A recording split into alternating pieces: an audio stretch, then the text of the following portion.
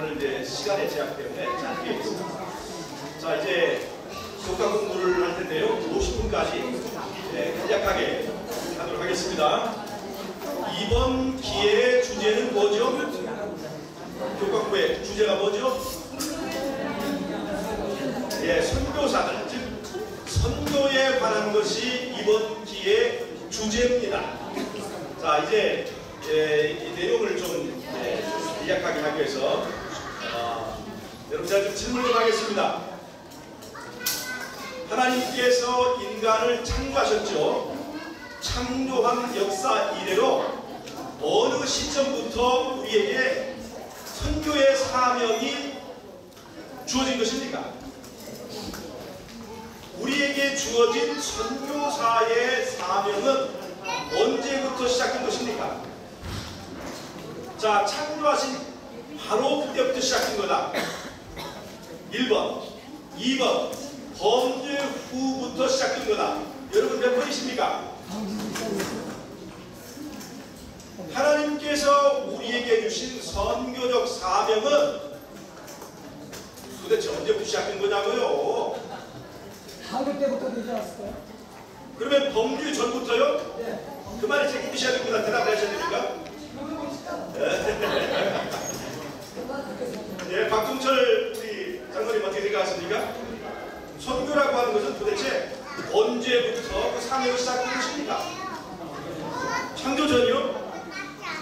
책임지셔야 돼요. 왜 그렇게 생각을 하십니까? 우리 장로님? 창조전. 왜? 그러니까 정리한번 하고 해줘봐요. 선교가 뭔데요?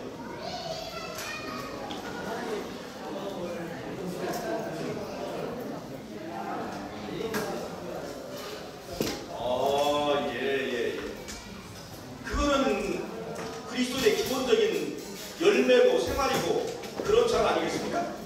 우리 저 목사님, 우리가 그걸 다루는 이 선교 정의를 어떻게 내려야 되겠습니까?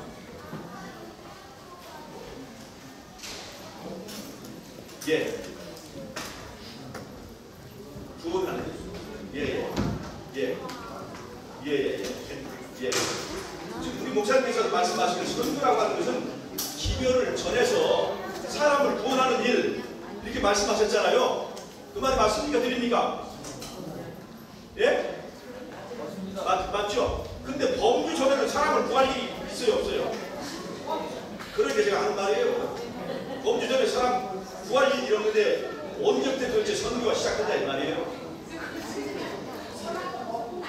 선악과 드디어 이제 정신들이 드시는 거야 이제. 여러분, 제가 이 질문을 하는 것은 우리의 선교적 사명에 대한 우리의 의미적 정체성을 한번 찾아보려고 하는 것입니다.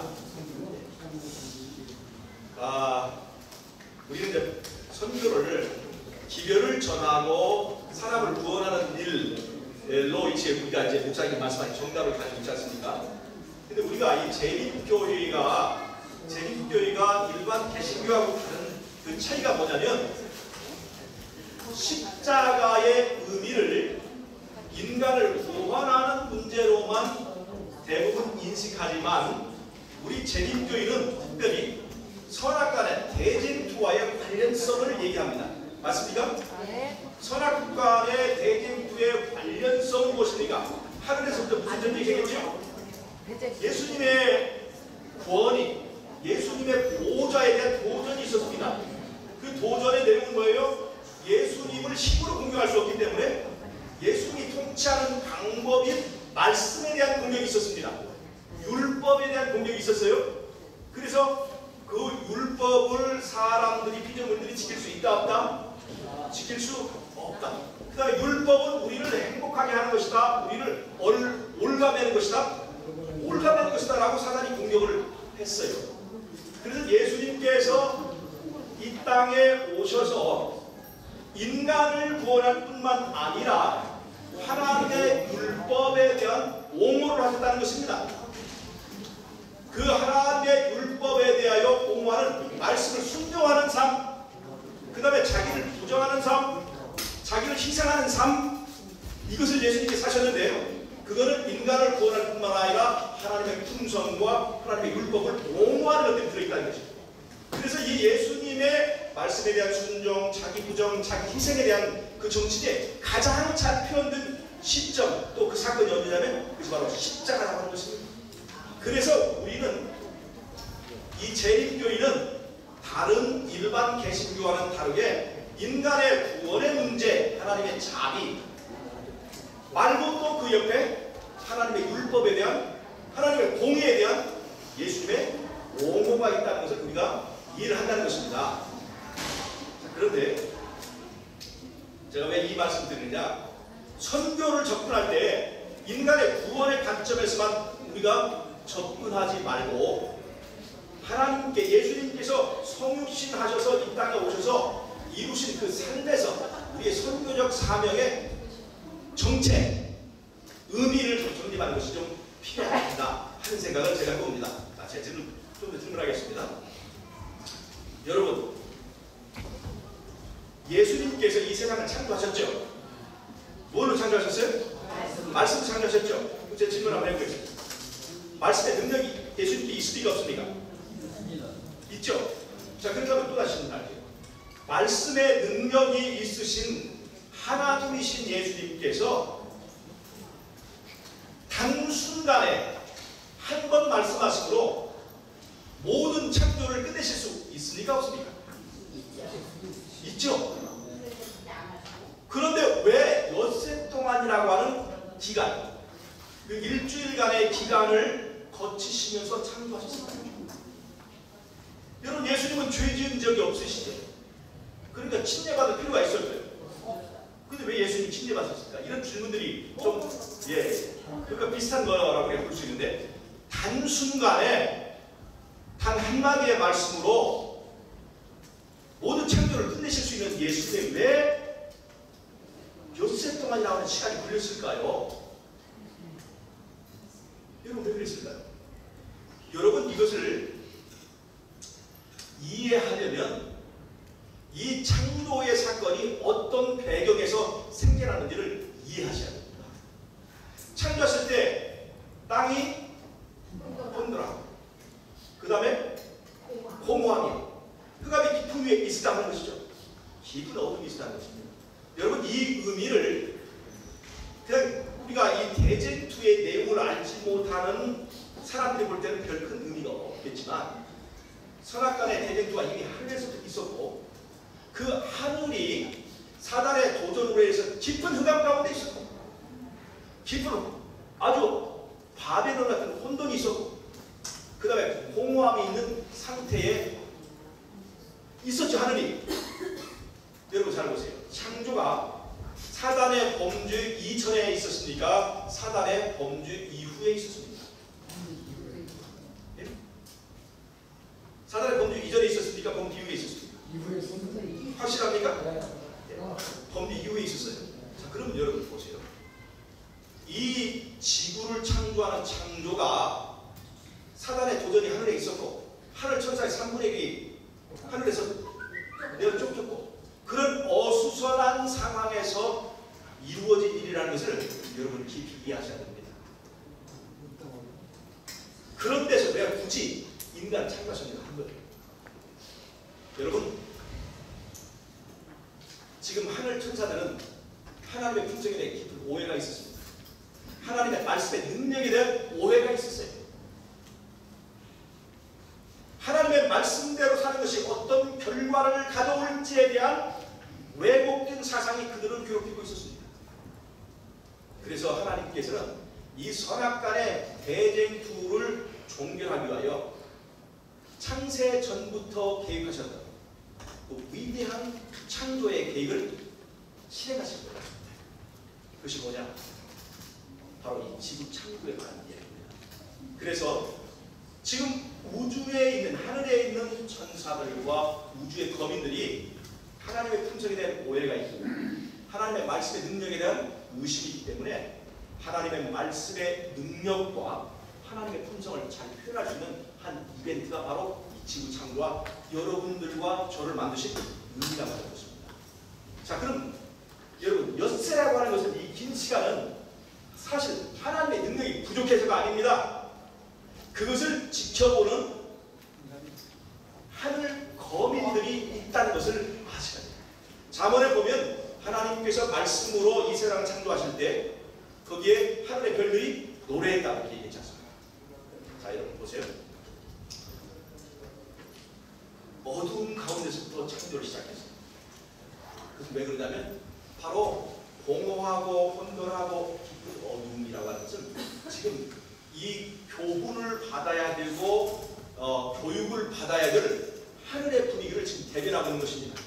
그래서 그것과 유사한 상황에 있는 그 상황에서부터 이 말씀으로의 창조를 시작하신 것입니다. 자, 깊은 흑암 가운데 있습니다. 그때 하나님께서 뭐라고 말씀하세요? 빛이 있으라 말씀하시는 거예요. 자, 단지 말씀하시는 것입니다.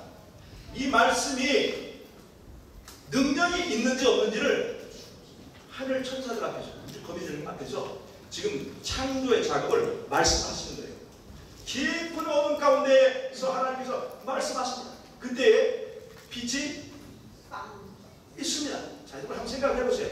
우리들의 상상력을 통해서 깊은 어둠 가운데 있는 그 상황에서 하나님께서 지금 빛이 있으라 말씀하신 뿐이에요. 그런데 그 말씀이 말로 끝나지 않고 실제적으로 빛이 드는, 말씀이 빛이 드는 과정을 지금 우주의 거미들이 보고 있는 것입니다. 얼마나 아름다웠을까요? 여러분, 어두운 밤 하늘에 폭죽이 터졌을 때의 그 아름다운 모습을 기억하시죠? 그것보다 훨씬 더 아름다운 모습이 캄캄한 가운데서 하나님이 말씀하셨을 때 빛이 생기는 것입니다. 말씀이 빛이 되는 것입니다. 이 말은 다른 말로 하면 말씀이 육신이 되는 그 원리를 지금 보여주시는 것입니다. 말씀하실 때마다 빛이 생기고 그 다음에 하늘과 땅이 갈라지고 바다와 묻이 갈라지고 아무것도 없던 이 땅에 하나님께서 말씀하실 때 세상의 모든 식물들이, 꽃들이 돋아났습니다. 여러분 생각해보세요. 아무것도 없는 땅에 갑자기 꽃들이 활짝 돋아나고 피어났습니다. 이 세상이 꽃향기로 가득 차 있는 것입니다. 아름다운 광경입니까? 향기로운 광경입니까? 하나님은 이 과정을 통해서, 이 엿새라고 하는 과정을 통해서, 이 엿새는 하나님을 위한 시간이 아닙니다. 즉 사람은 그때 없었죠. 사람은 없었죠. 즉 우주의 거민들 앞에서 하나님의 말씀의 능력이 그 말씀에 순종할 때마다 어떠한 변화가 있고 어떠한 결과를 위하여 지금 진행되고 있는가를 보여주고 계신 거예요. 하나님의 말씀에 순종한 것이 얼마나 향기로운가를 보여주는 것입니다. 하나님의 말씀에 순종하는 것이 얼마나 아름다운 것인가를 보여주고 있는 것이에요.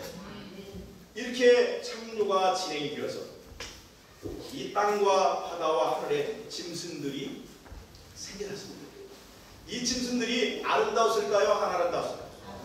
우리 집사람은 저희 센터에 다람쥐 한 쌍 갖다 놨는데 그 다람쥐 한 쌍 놓고 키워가지고 날마다 만지고 냄새나는 다람쥐 만지고 이쁘다고 어쩔 줄 몰랐는데 처음에 이 세상에 아름다운 다람쥐와 토끼와 그 짐승들과 동물들이, 새들이 생겨났습니다. 여러분 얼마나 아름답고 얼마나 활기차겠습니까? 여러분 이 과정을 통해서 하나님께서는 하나님의 말씀이 어떤 결과를 만들어내는지, 하나님의 말씀이 천국을 만들어내는지 지옥을 만들어내는지를 보여주고 계신 거예요.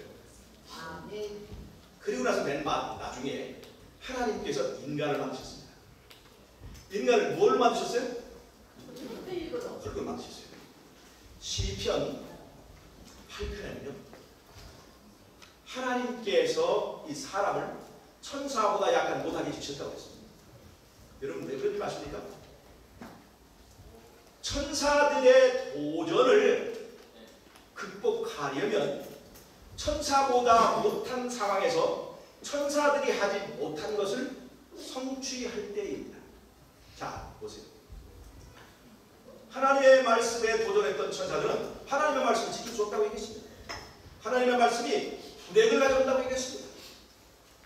천사보다 못한 이 인간이 하나님과 사랑하고 하나님과의 아름다운 관계를 통해서 천사들이 하지 못하는 율법에 대한 순종을 하고 천사들의 얼굴에서 나타나지 못했던 기쁨과 천사들의 입에서 나오지 못한 찬양을 부르게 될 때에 온 하늘이 사단이 하늘에서 도전한 그 반역은 정당하지 않다는 것을 그것을 통해서 입증하게 되는 것입니다. 여러분, 하나님께서 왜 우리를 천사보다 못하게 만드셨는가? 우리를 열등하게 만들려고 하신 것이 아닙니다. 정말로 천사보다 못하게 만들었지만 천사가 하지 못한 승리자가 되도록, 이기는 자가 되도록 우리를 만들어서 하늘의 전쟁을 마치려고 했던 거예요. 그것이 우리의 창조의 배경에 있는 의미이고 그것이 우리 존재의 의미가 다른 우주의 거민들과 다른 이유입니다. 자, 그러면 아담과 하와의 창조부터 부여받은 선교 사명이 있는가 없는가를 제가 설명하기 위해서 제가 이 말씀을 제가 드린 것입니다. 자, 다시 질문하겠습니다. 인간은 범죄 후부터 선교 사명이 주어진 것입니까? 범죄 전, 태어나면서부터 선교 사명이 주어진 것입니까? 이 하늘의 선악간의 대립을 생각하면 사실 인간은 태어나면서부터 할 일이 있었어요, 없었어요? 하나님의 품성을 입증하고 증명해야 될 필요가 있었어요, 없었어요?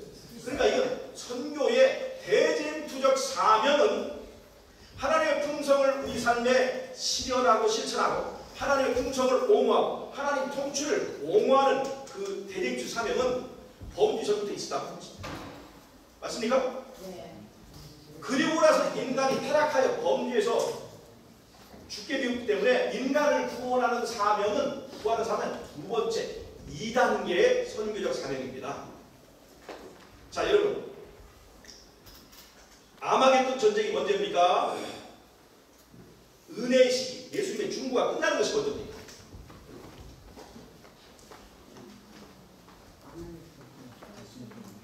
예수님의 중보가 끝나는 것이 언제입니까? 아마겟돈 전쟁이 언제입니까? 예수님의 중보가 끝난 다음에 7재앙이 있고 7재앙 중에 아마겟돈 전쟁이 있으니까 예수님의 중보가 먼저 끝납니다. 예수님의 중보가 먼저 끝났다는 것은 인간을 구원하는 문제가 먼저 종료된다는 것입니다.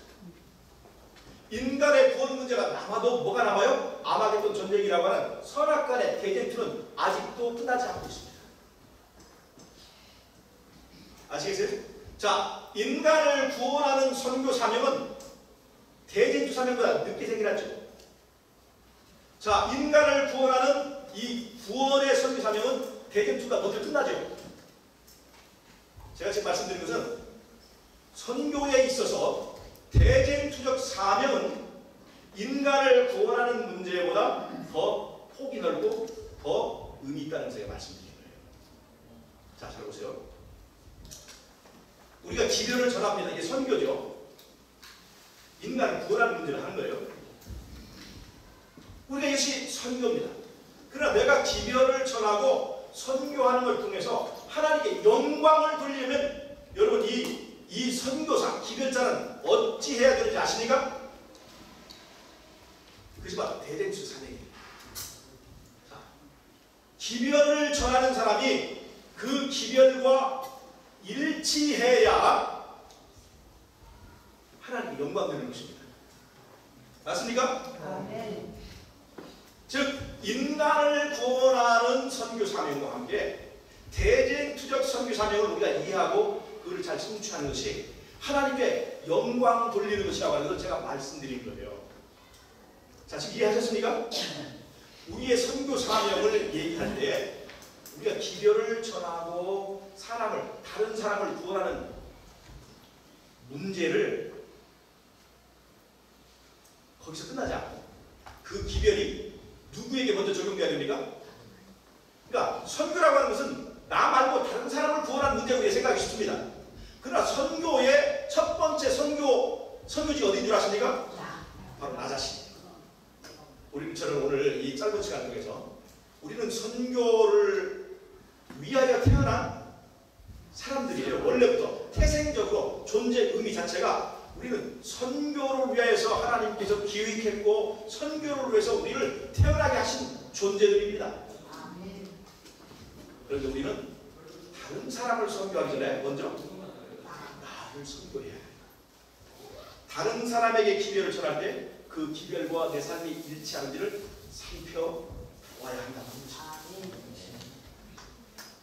이 대쟁투적 선교적 사명을 올바르게 이해하는 시간이 되셨으면 좋겠습니다.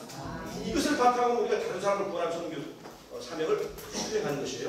자, 근데 조금만 더 마치겠습니다. 인간이 범죄하지 않았더라면 이 대쟁투적 선교 사명만 우리가 수행하면 되는 것입니다. 근데 인간이 범죄하게 되었습니다. 인간의 범죄를 할 때에 우리가 왜 하나님께서 선악과를 따먹게 두셨을까 하는 질문이 들어요. 이거 병 주고 약 주신 것이냐?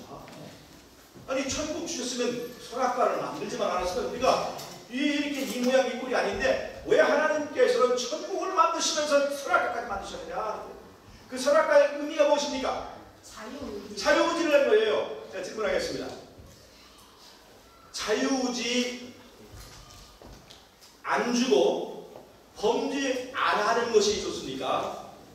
자유의지 주고 범죄하는 것이 낫습니다. 물론 제일 좋은 것은요, 자유의지 주고 범죄하지 않는 것이 1번이에요. 그런데 이제 그거는 이미 물건도 났으니까, 자 여러분, 자유의지 안 주고 범죄하지 않게 하는 것이 우리에게 축복입니까? 아니면 자유의지 주고 범죄하게 하는 것이 우리에게 축복입니까? 자유의지 주고 그래도 범죄를 하더라도 그렇게 자유의지가 중요합니까? 그렇습니까? 네. 비록 우리가 범죄를 할지라도 우리에게 자유의지가 주어지는 것이 낫습니까? 네. 신을 선택할 수 있는 권한, 권리, 이것이 바로 인간과 애완동물과의 차이입니다. 애완동물은 예쁘고 비싸도 이 자유의지라고 하는 것은 신을 선택하는, 이 경배의 대상을 선택하는 문제입니다. 이건 굉장히 중요합니다. 하나님께서 우리를 그분의 사랑의 대상으로 삼았다고 하는 그 의미가 바로 여기에 있습니다.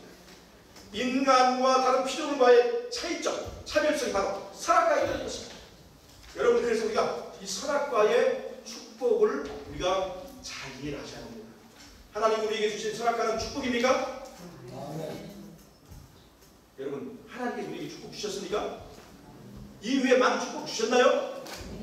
여러분, 선악과 사건을 통해서 볼 때 축복은 잘못 사용하면 안 축복이 될 수가 있습니다. 네?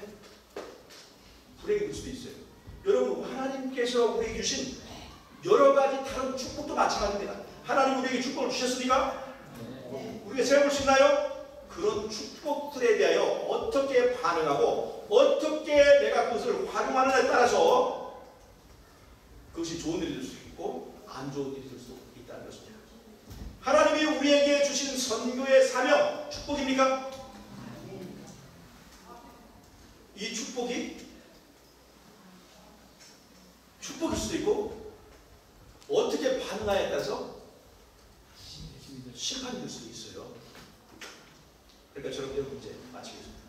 벌써 5분이 지났어요. 하나님께서 우리 주신 선교적 사명의 의미를 우리가 이번에는 좀 정리하자 이거죠. 선교사의 가장 큰 동력은 내가 전하는 기별과 내 삶이 일치할 수 있도록 기도하고 노력하는 겸손한 종이 되어야 된다는 것입니다. 하나님께서 우리에게 주신 자유의지, 하나님께서 우리에게 주신 귀한 축복들이 나에게 축복이 될 수 있도록 우리가 오늘 마음을 바르게 하는 것이 필요하다는 것, 이 연사 말씀드리고 이 정도 말씀드렸습니다.